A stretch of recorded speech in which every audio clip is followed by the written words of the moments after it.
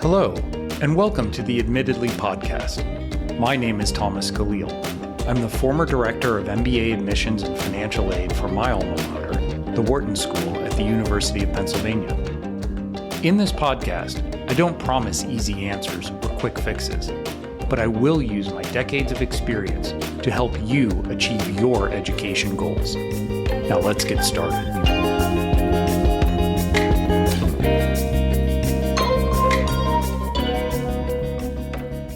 Welcome to the Admittedly podcast. I'm your host, Thomas Caleel, and today we are very, very glad to welcome David Blobaum.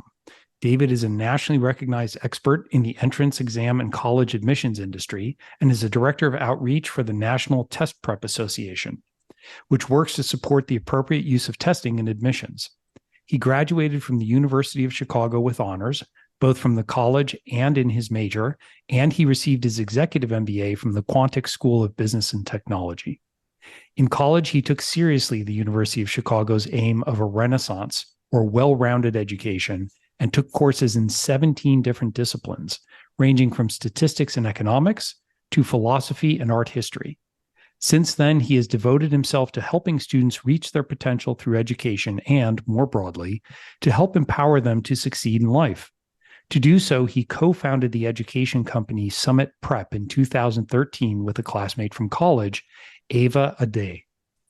When David is not teaching the next generation of students, he enjoys reading and hiking. His favorite travel spot is Brazil, his wife's home country. Well, David, welcome. As a Chicago native, I'm always glad to see somebody who went to school in the place where fun goes to die. Exactly. Well, it's good to be here, Thomas, and good to not be at the place where the fun goes to die, but it's become more fun lately. That is the worst the worst description of the University of Chicago I know. It is a great place, and I love the whole approach to Renaissance thinking and learning that you did. So welcome. I think I'm looking forward to having a great conversation with you about admissions and testing. And I'm a dinosaur since I was running Wharton MBA admissions and financial aid. Testing was really paramount. And I think in the MBA game, it's still pretty much required, but very different in undergrad. And just curious what you've seen, some of the changes over the past few years. It's definitely been interesting. I was 100% pro test optional before colleges became test optional, and I saw how it actually worked in practice. So I'm very much someone who just says, hey, submit whatever you want to submit, and colleges can judge you based on that. That seems fair to me. Okay. The way that I saw colleges now use test optional admissions for their own benefit, not for the student's benefit, convinced me that I believe that it's more fair for all students to be submitting SAT and an SAT or ACT score, and then to actually have the colleges do what they say that they will do and actually evaluate all of what the student submits. And I think that should be generally standardized across the board so that colleges can be making good decisions. Because the way that I've seen colleges adapt is by allowing in recruited athletes without test scores and allowing full pay students in without test scores, or donors' kids without test scores. So what I thought would be a boon for equity of test optional admissions turned out to be the exact opposite. We're actually getting data now that actually proves that point. I just actually had a conversation. I don't know if you know Andreas at Ivy League Roadmap on TikTok, but he feels very strongly the same way you do. And I think in their heart, admissions officers really had the best of intentions, right? Because test optional was something that, as admissions director, I didn't like testing for everybody. I thought that testing certainly was narrowing our funnel. And so, yes, I think it's one of those double-edged swords, right? Because yes, on the one side, you do have them using it to ease the path in for certain students. But at the other hand, I think from my perspective, very interested to hear your perspective, it does help widen the funnel, right? It does make that application process accessible to demographics that may have been excluded is the wrong word, but hesitant to participate previously. Or am I misreading that? I agree with you on the best of intentions. And I think there's been a lot of things that clouded the purpose behind SAT and ACT scores. I mean, they were originally intended to allow the most disadvantaged students into the Ivy League schools originally. Yes. And they actually worked very well for that. But then instead of the pathway to success being go to an elite high school, which is then a funnel to that elite college, it became a just absolute rat race for trying to demonstrate academic achievement. And so there was definitely the abuse of the use of SAT and ACT scores, where 10 points higher on the SAT might sway an admissions officer to let one student in over another. Well, that's terrible because there's no statistical difference at all between a 10-point difference. So there was then simultaneously lies from the test prep industry that they could improve student scores through tips and tricks and gaming the tests. Exactly. Well, that's not true. You cannot significantly increase student scores through that. You actually have to teach them grammar or math or reading if you're going to significantly increase their scores. So there was the abuse, I think, of over-relying on these test scores on the college's part. And I think there was the misinformation on the part of the test prep industry that you could game these tests. And so we lost sight of what the tests are actually supposed to do, which is to help us make better decisions for students in the students' best interests. And that means not having students enroll in a school where they're likely to fail, because we know that if a student enrolls in a school that they're not as prepared for, they're more likely to drop out or be on academic probation.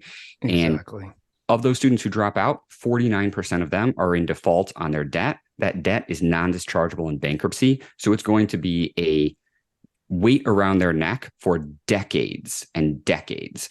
And not only that, a lot of the harm isn't even picked up in the data, because as Paul Tuff in The Years That Matter Most does a really good job of showing that when the students get into schools that they're not necessarily prepared for, even if they don't drop out, they choose easier majors so that they can stay in.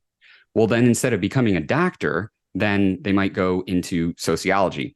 I'm picking sociology because I was a sociology major. Okay, I was wondering why you were opening fire on the sociology majors, but I got it. Not trying to pick on anyone. But they could have gone to maybe a easier school and been very successful becoming a doctor, but they got into a school that was just too difficult for them. So we're never even going to see their diminished life success. So I think that matching process is very, very important. And I think the data bears out that SAT and ACT scores are part of the matching process because of the varied context that students come from. And I can talk about that varied context as well, if you'd like. Yeah, I would like to hear that, and I think because there's also the counter argument from a lot of admissions officers who will say, "Listen, the data over 4 years show much better potential for performance than a one-time test." What's your take on that? Absolutely, grades, hands down, they have been showing. Grades are the most predictive measure of how a student will do in college. Every large-scale study, though, has shown that the inclusion of SAT and ACT scores increases that predictive capacity. Okay. And it's not going to do that. It does that on average, right? So that doesn't mean that there are students who it just doesn't pick up their potential. I mean, I work with students every day, and some of them, the SAT and ACT, they do not pick up the student's potential because the student just falls apart on these high stakes exams. So that's why I think the holistic admissions is really important, so that they can have other teachers and their grades show that, hey, these SAT, ACT scores, it's actually statistically 20% of students, their SAT and ACT scores are not picking up their academic potential for college. So they need the rest of the package to actually show that they are prepared. But for the 80% of students, it's improving predictions. So what happens, if I can just jump in quickly, what happens? You have a student, you're working with them, they're not hitting their potential on the SAT, ACT. How do you counsel them? What do you advise them to do? So as I have heard you say many times, and I agree with you, it depends. Hey, wait a minute. So That's my line. exactly, right? So if we can still get them to a good score, even if it's not fully representative of their potential, we're going to submit it. And in general, that's if they're hitting the 25th percentile or above for the schools enrolled class. But I mean, again, it depends on athletes. It depends even on the private school that they're going to and which college they're applying to. So, this really, it's one of the top private schools in the country. We work with a lot of their students, and they've had colleges say, hey, we love your students. If your student is at below the median, don't submit. So, of course, it's going to be dependent on the student's high school and the college they're applying to as well. Okay, fair enough. And that's it's interesting. And one of the things that you had, when you talk about these top schools, you had sent, is the issue we had talked about, it was the issue of grade inflation, right? So how does grade inflation, how do you look at that in the context of standardized test scores? It's a great question. And it's something that parents really, really need to get their head around, because it is really hard to talk to parents who throughout their kid's entire life for 11 years through junior year in high school, they have thought of their child correctly as a high honor roll student. Their student is on high honor roll. Right. But what high honor roll means and what a straight A average means is very, very, very different than it used to mean. What it used to mean. So, for instance, in 1966, this is according to the Higher Education Research Institute at UCLA. They've been doing this national study, usually covers about 30,000 people or students or more. It's a very accurate, very robust study. So in 1966, it was only 21% of students had A averages who were going on to four-year universities. Right. So when A was relatively rare, 80% of students were not getting A averages. Last year in 2022, 80.6% of students going on to four-year universities had A averages. So it went from 80% not having A averages to now 80% having A averages. So what does an A mean? It means average. And it's very important for parents to understand that, because when their child then takes the SAT or ACT, on average, they're shocked by the results. Yes. Because to them, their kid is an A average. Well, what does an A average compute to for one of those families? Usually like a 30 on the ACT, just putting them in like the top 7%, and usually like a 1370 on the SAT. Again, about like top 7%. Well, top 7% is far from average. Yes. So on average, these families are actually getting their kids are getting about a 20 on the ACT, and they're getting about a 1050 on the SAT. So they look at the SAT and the ACT and they say, whoa, these tests are totally unfair. They're totally inaccurate. It's like, no, the grades were totally inaccurate. I hate to say it. And I mean, the whole reason why the SAT and ACT are useful is that there's over 20,000 different high schools in the United States, not to mention students who are applying from who are homeschooled and international students. Exactly. And there's over 40 different GPA scales out there that these high schools are using. Some are on a 4.0, some on 5.0, 10.0. Some schools, and this is according to Rick Clark, the executive director of admissions at Georgia Tech, he says that literally some of the high schools will send emojis or narratives, not grades. Instead of grades. Yeah, exactly. Right. And so there's all these different schools using different GPA scales. All the students took different classes from different teachers who grade differently. And we're supposed to be able to compare the grades from all these different schools. It's not possible to know what a grade means from one school to another school in very, very different contexts. So that's why it's useful to have this standardized, as they would say in college admissions, this common yardstick to at least get some more information about what does an A mean at this one school versus another. And the SAT and ACT, they're far from perfect, but they're useful to up to a point of saying, does this student know basic grammar, math, and reading? And we can get a sense from that from these tests. At a level at which they can succeed at our school. And I can tell you from an admissions standpoint, the hardest decisions we ever had to make, and at a graduate level, were these people who were so accomplished and so interesting, and you look at their academic record and their testing and just realize it breaks your heart. And you're like, I can't, like, we owe this person the duty to not admit them because they will not survive Right. this rigor. And that's a hard thing to do. So, but on that, so now I hate to open the can of worms here, but, there's a lot of writing, a lot of research, a lot of data on, the fact that the standardized tests are biased against socioeconomic strata, racial identity, all of these things, these legacy things. What's your thought on that? If I am an underrepresented student, low income student, I don't have access to the resources, although there are a lot of great free resources online. What is your advice to that student? So I think that the truth about standardized testing is more important for that student than any other student, which is that these tests are there disparities in results on these tests? On average, yes. But these tests are not racist. They're not. All students can equally learn the grammar, the math, the reading, the data analysis to do better on these exams.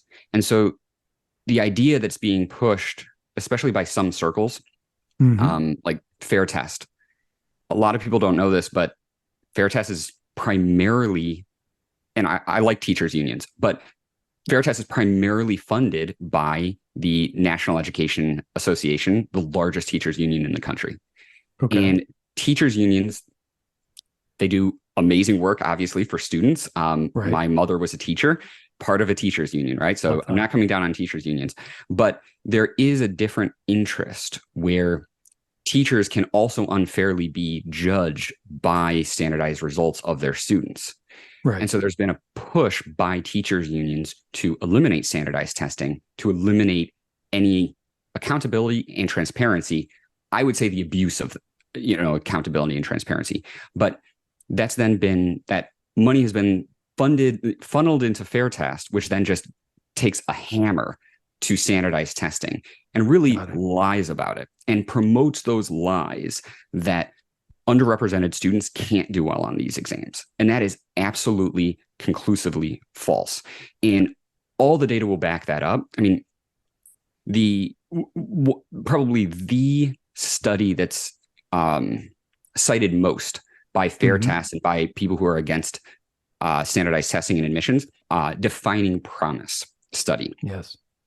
In that defining promise study, the minority applicants who submitted test scores, actually, I shouldn't say minority applicants, it was the primarily minority serving institutions. Those students who submitted test scores to those institutions had a 54% higher rate of graduation.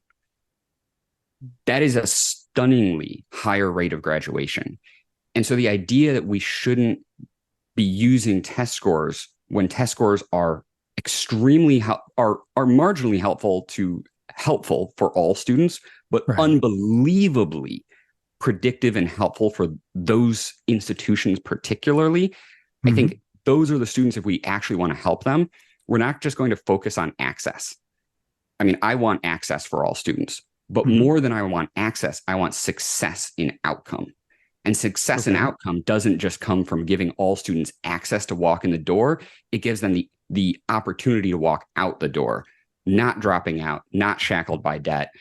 And so I wish we would be able to, turn the conversation to what's truly in students' best interest, which is that education and that success.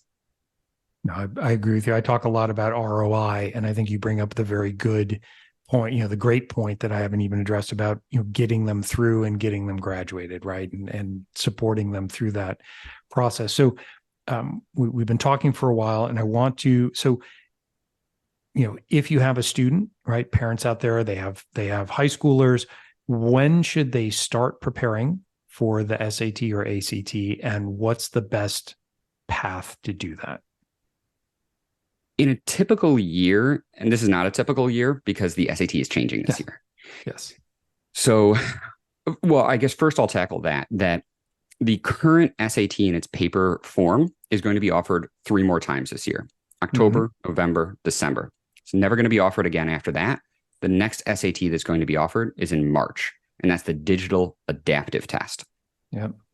So students have to be really careful if they're prepping for the current SAT. They only have up until December.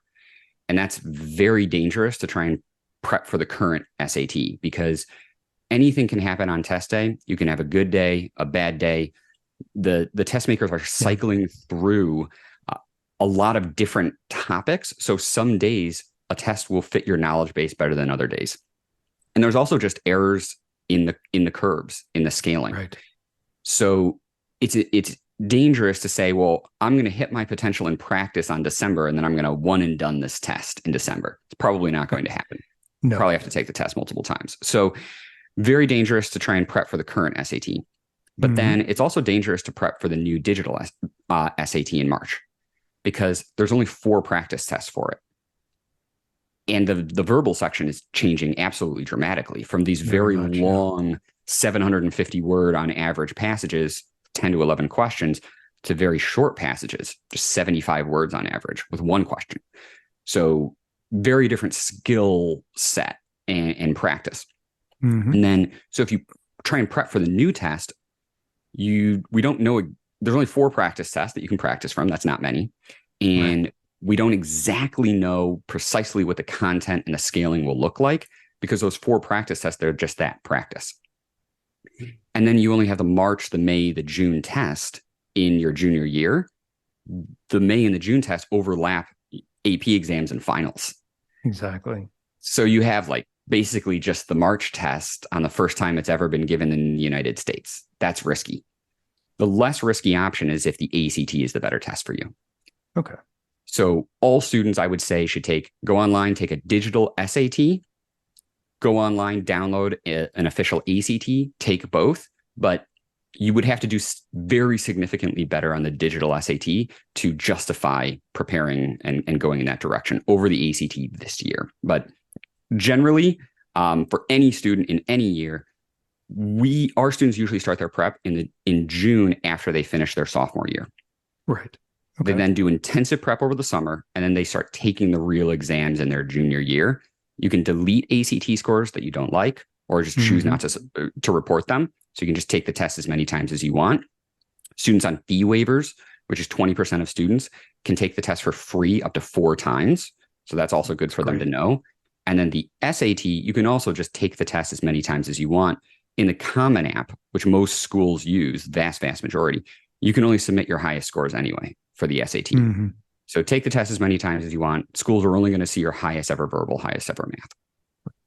But I think too, understanding that there is a trade-off, and you are at some point going to kind of hit your level, and then, you need that focus and that attention on academics, extracurriculars, et cetera. And I think, I know you obviously have a natural bias in terms of, you are providing tutoring. I'm a big fan of tutoring because I think for me, it's an efficiency argument, right? These students are overworked. They don't get enough sleep. They're running a million miles an hour.